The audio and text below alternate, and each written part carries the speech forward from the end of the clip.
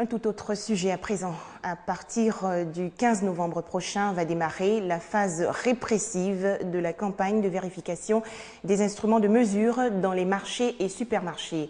Mais avant l'opération, des équipes composées d'inspecteurs du prix et autres techniciens balanciers ont été déployées dans le district d'Abidjan.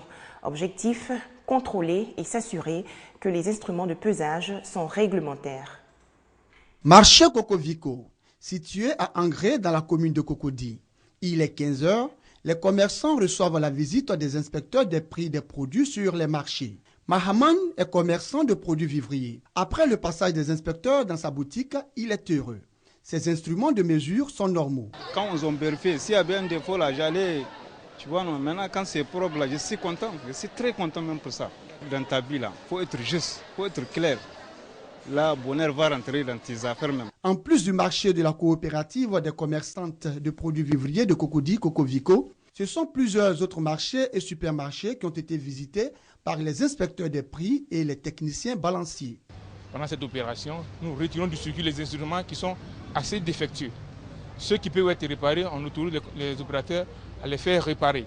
J'ai posé le poids, j'ai vu qu'on a 5 grammes en plus. Voilà, donc il fallait que je mette à 5 kilos juste, c'est ce que j'ai fait. Pour la direction de la métrologie, du contrôle de la qualité et de la répression des fraudes du ministère du Commerce, ces contrôles s'inscrivent dans la perspective de la lutte contre la cherté de la vie.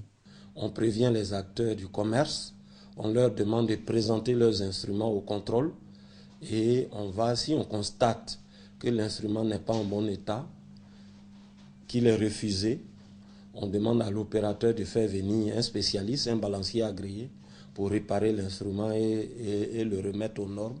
Et nous repassons. Débutée il y a 3 mois, cette étape de la campagne nationale de contrôle des instruments de mesure sera suivie à partir du mois de janvier 2015 par la phase de surveillance, c'est-à-dire celle de la répression et des sanctions.